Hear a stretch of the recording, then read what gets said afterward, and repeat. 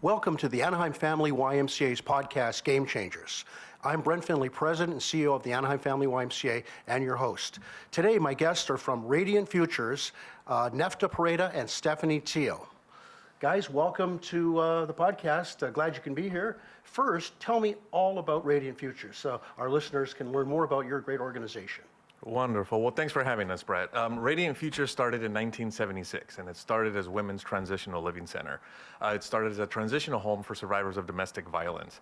Over the years, we've evolved to serving all survivors of domestic violence, regardless of gender, regardless of documentation status. We also serve children, and we've changed our name about 3 years ago. Was it about 2.5 or so, 3 years ago, to Radiant Futures, because we do more than just provide transitional housing. Housing is a portion of what we do. We also provide clinical services, we provide legal services, and we provide additional services for our survivors that Stephanie can fill us in on. Correct, and then we also do community education and outreach. So not only do we do trainings for professionals, but also for non-professionals. We go out into the communities, we're partnered with family resource centers, providing parenting classes, personal empowerment program, which is a 10-week psychoeducational program for anyone who identifies as a survivor of domestic violence. And we also do teen programs, and that's personal empowerment for teens, focusing on various topics. But when it comes to being inclusive, that's exactly what we do. We started off as a shelter for women, and now, over 45 years later, we're more than just a shelter, as mentioned by Nefta. It's really a great evolutionary organization. On an average year, how many different people are you impacting or serving? Well, so that's a good question. So when we were primarily a shelter, we'd serve a couple hundred people a year, and all of the services that we had, you had to be part of our housing program in order to access them. Around 2017 or so, we started serving all survivors of domestic violence and human trafficking, regardless of how long ago it was, and we serve over 2,500 people a year. Wow, that's a lot. Wow. Tell me a little bit about your individual journeys that now have brought you to Radiant Futures. Maybe a little bit about your past, but kind of what got you excited about joining Radiant Futures. Okay, well, can I start? Yes. We all get into the field of social service and helping because we all have our journeys and we all have our personal stories, and those stories guide our experiences to want to be able to help others. And I think for me, for Stephanie, for a lot of people at Radiant Futures, and almost anyone in the social service or in the human services field, that is a key part of our identity is helping others. Professionally, I'm a therapist by training. And I've worked with individuals struggling with mental illness. I've worked with substance abuse recovery. My trajectory was to be a prison psychologist at one point, but I started doing community work around 2012, and then that's when education, outreach, and awareness and prevention really became kind of like the cornerstone of what I was doing and what I felt my mission was called to be. I worked with individuals, survivors of domestic violence and human trafficking, incidentally, in all of the different various organizations I've worked over the years. And there was something about being able to serve directly individuals to provide hope and healing for the future. And so that's what's guided me to it. I've been at Radiant Futures for 3.5 years now, and I'm really appreciating the work I do. Great, thank you. Yeah, thank you for that question, Brent. My journey, as mentioned by Nefta, personal experiences, something within my culture, Pacific Islander, a lot of it is taboo when it comes to violence. Even before going into the field, I was actually advocating and providing, information on connecting with individuals, whether it be family members or in the community, of knowing what is out there, resources, and not to be ashamed if they are experiencing violence. And so, completing my undergrad and also volunteering at the Orange County Family Justice Center, formerly known as the Anaheim Justice Center, I was actually there volunteering, and that actually sparked my passion in working with survivors of domestic violence. And that introduced me to, at that time, WTLC, and learning what is personal empowerment. That was something that I really sparked an interest in becoming a facilitator. So then I applied, and I got the position. I started off as an advocate, community advocate, and then I worked my way up, and now being a community services manager, I love what I do, giving back to our community, but more so not only working with our survivors, but also working with our team. I feel that we've built a team where we work collaboratively, and it's amazing to see how they've really developed in their roles professionally as well, and really working with our survivors, and that's something that I have a passion in, and I continue to bring that forth within our communities and also with the Pacific Islander communities. Well, you both seem very passionate about your work. You know, I think your work is really difficult. When I think about some of the greatest low points in life of somebody that's dealing with family violence, trafficking, a lost child somewhere in the country, not knowing where they are, I just think how amazingly challenging that work is. Seeing some of the truly devastating elements that people can go through. I admire your abilities to desire that work and be willing to make that difference. When you look forward, what do you see as some really game-changing moments that Radiant Futures has made recently, and maybe what role did you maybe even play in that? Okay. Something that's been very critical within Radiant Futures is that in 2017, when Radiant Futures decided to serve survivors of domestic violence and human trafficking, regardless of how long ago it was, we came to the realization that people who cause harm in domestic violence situations are themselves survivors of abuse and family violence. So we had to make a decision at that point. Do we only serve survivors, and do we shoo away, stigmatize those individuals who are also survivors of abuse but did not get the help that they needed in time? So we made a decision to say we're going to serve everyone that's involved in the domestic violence or human trafficking incidents, whether they are the person who caused harm in it or whether they are the survivor, because if someone is ready to change, we also want to provide that opportunity. So Radiant Futures does serve people who cause harm in domestic violence situations. We have therapy programs. We have rehabilitation clinical groups programs. We provide visitations for children who have been removed from the homes for the non-custodial parents. And we recognize that some individuals are ready for change. And just like we want to help survivors into hope and healing, we also want to help people who cause harm and are ready into the hope and healing for their transformative journey as well. So that's pivotal for me. I mentioned, I was going to be a prison psychologist. My passion has been in that restorative work for individuals who have made a decision to change their lives and are working actively towards it. And Radiant Futures offering that allows us to serve the entire world of people that are involved in these situations for healing. Stephanie, can you think of some of the recent game-changing moments that Radiant Futures has responded to with obviously services to the community, and maybe what role you maybe have played in those real game-changing improvement moments?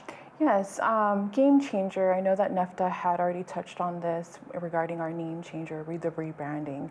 And I think one of the key components of who we are as Radiant Futures is to be innovative. And one of the things that I pitched the idea is to also include our survivors in our events. It's important that we do spread awareness when it comes to domestic violence and human trafficking, but what does that look like for our survivors? And so I thought of the idea of having hip hop cardio. And so we've implemented that. In the very beginning, it started off with only about 12 participants in the backyard of our Fullerton campus. And then eventually it grew 2 years later. Now we have about over 80 participants that are part of it, and it's open to the community. And the reason why that we've changed the name to Hip Hope is that we want to instill hope into our survivors, that they can use their body as a voice. Not only are they working out, it's a good workout for them to be active, but also survivors are silenced. And we want them to know that they can use their body as a voice and to not be silenced, right? And so it's spreading awareness in our communities, and that's something that we want to continue, and we've continued that for about 3 years now at Radiant Futures, is to include our survivors in our events. Speaking of the journey, what's the typical length of time that journey lasts from basically they've gone through a horrible situation to where they're free, they're breaking free, they have all the hope in the world? Is there kind of on average, is there a timeline? Not necessarily a timeline. As mentioned by Nefta, survivors are in different points of their journey. And so being there for them at Radiant Futures is to help them to navigate through their journey. So it really varies from survivor, depending on their experiences. We've seen it where it would, it's a process and it may take longer than expected, but we're there for them. For some survivors, it's a lifelong process. Survivors have taken several counseling appointments and sessions, and others it's focusing on holistic health, and that's something that we offer as well at Radiant Futures.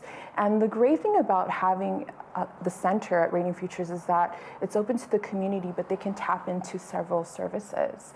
And so maybe at one point in their life, they've realized I need to file for a restraining order. And then maybe several months later, it's okay, now I'm ready for counseling, individual counseling. And then throughout their journey, then they've realized, okay, I'm ready now for support group and going into personal empowerment program.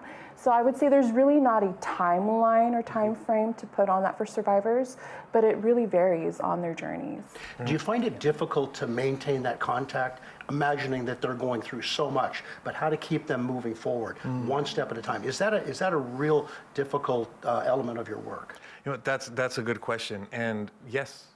Yes, Yeah. it is. A lot of it depends what we consider to be their entry point. So everybody can call our helpline and can triage into which service is best for them at that time. And if it's housing, for example, well, then they might be attached to us or working with us for a couple years just because we're helping them with the housing, we're assisting from emergency shelter to transitional to permanent housing, et cetera. If they're coming in looking for therapy, it's probably a couple months, and then they graduate from our therapy services, move on to others, and then it becomes difficult to get a hold of them. We do oftentimes have individuals who call us sometimes years later.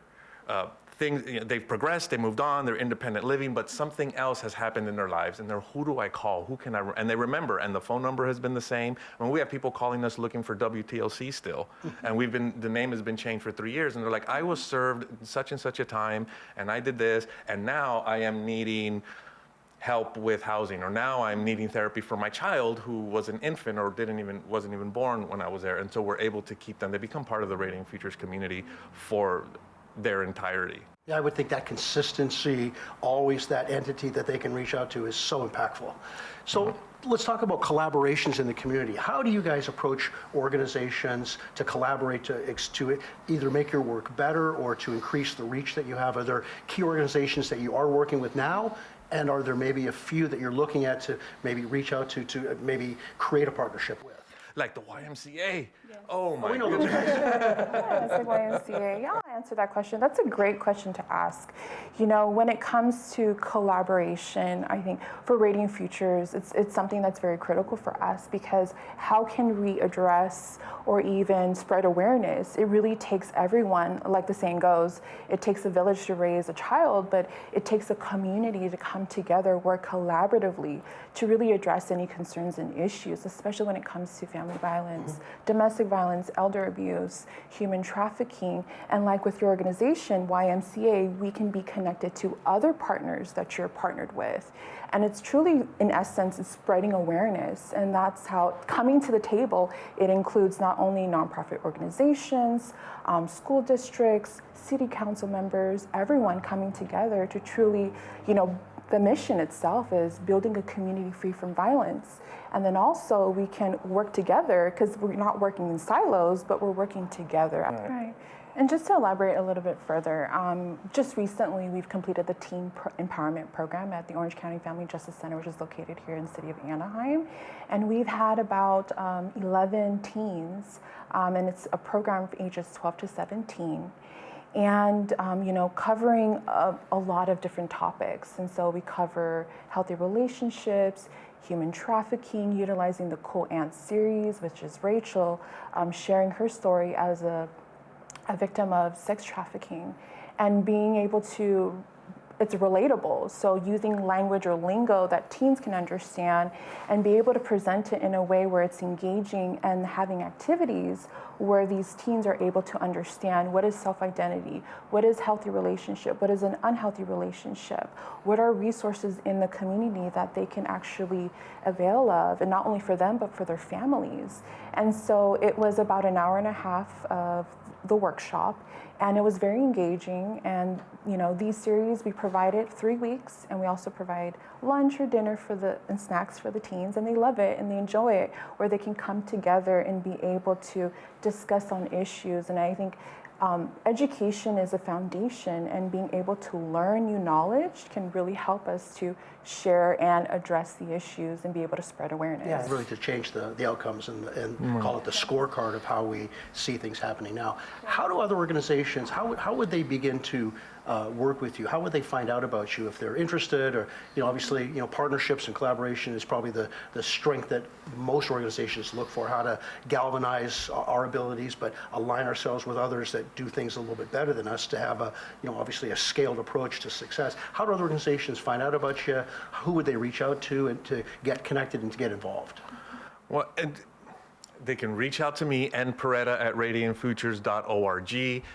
Info@radiantfutures.org is also is a great entry point for anybody, for organizations, for individuals who volunteer, people who want to donate, organizations who want to even come and tour our facilities. There is within the imagination, and I can even ask you, Brett, like if I would say close your eyes and what does a domestic violence shelter look like for you? And then you would be imagining, I don't know what you would be imagining. Would it be rows of cots? Would it be this? Would it be that? And one of the things that we like to do is we like to invite people to come in and take a tour to see what a domestic violence and human trafficking center actually looks like. And a lot of times it really, it juxtaposes with what we have in our imagination. And that is the first step in understanding the work, what the work actually is, and not necessarily being driven by our own imaginations and our own history of what we believe the work looks like. So people email us, we set up a tour, set up a meeting, do podcasts.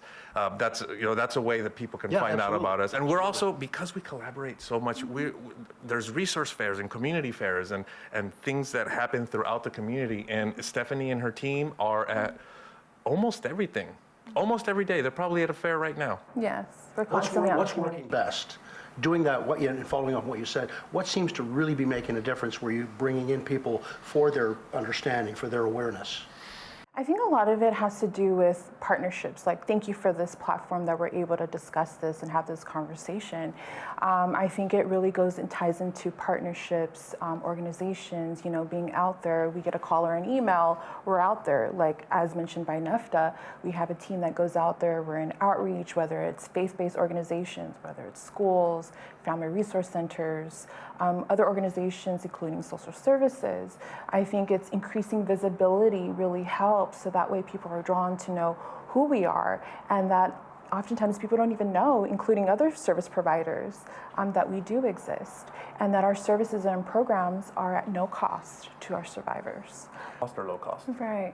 In the past, we've had trainings for hotels. However, we are promoting our 52-hour only because there's a lot of intersectionality between domestic violence and human trafficking.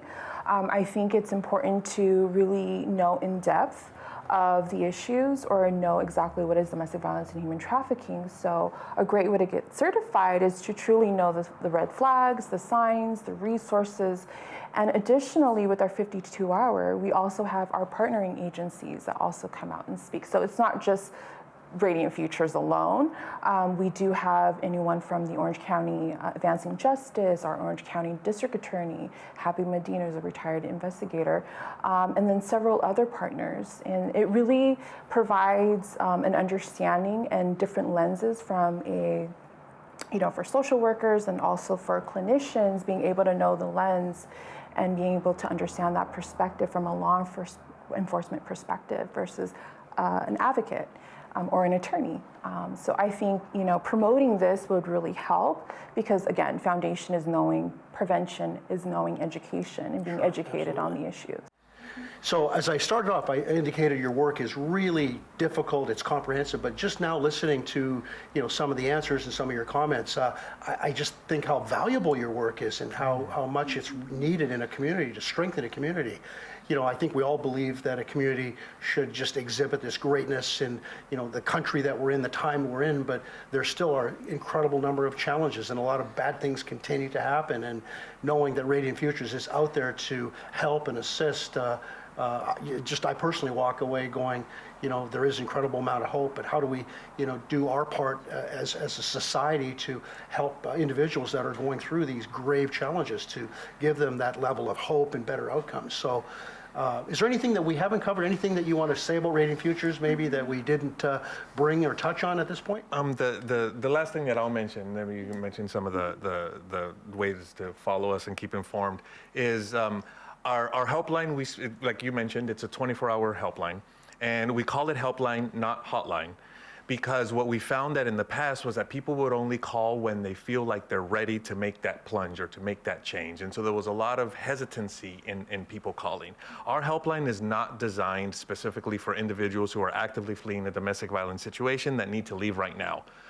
We do have the capacity for that, but it is much broader. It can be a friend, it could be a family member, it could be someone who says, I don't even know if this is domestic violence situation, can you tell me what happens? It could be someone saying, my sister is in a really difficult situation right now with her partner.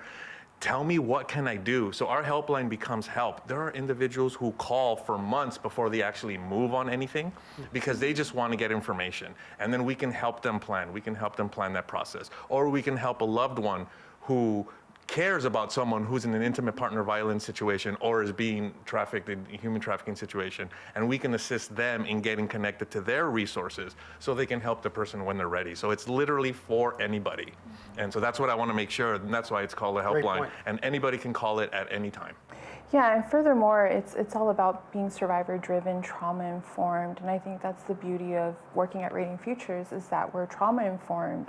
And that, survivors are leading their journey and that we're there to guide and help them as advocacy, regardless what position you're in, our role is important. And at Radiant Futures, that we ensure that we respect their autonomy, we provide them with grace, but we also provide them with resources. We also provide them with that help.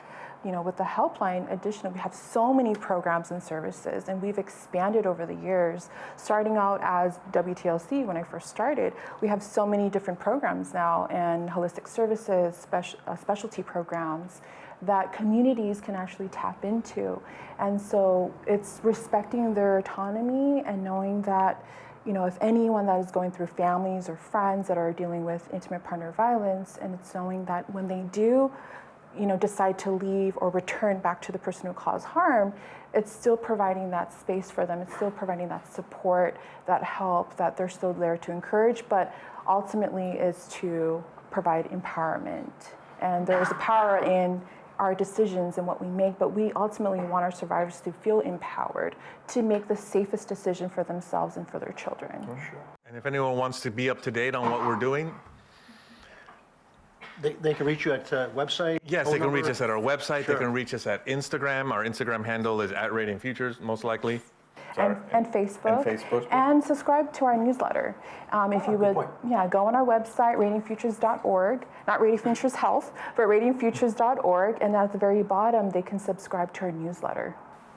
Well, I think the community is so lucky to have your organization serving in here, and the more that we can bring awareness, interagency-wise and organization-wise, I think just betters the impact that you'll have. So, I've really enjoyed your thoughts and just some of the things you've shared here today, and I hope our listeners just know a little bit more about what your organization is doing, and maybe how they can get involved should they desire to, obviously put their passion maybe where some of their real interests are. So keep up the good work, and I hope there'll be ways that our organization can work with you guys on maybe new levels and where we can create impactful opportunities through collaboration. So thank you guys so much. Really appreciate your work, and again, thank you for being with us today. Okay, thank you very much for having us, Brent. Thank you, Brent. Great to be here. Thank you.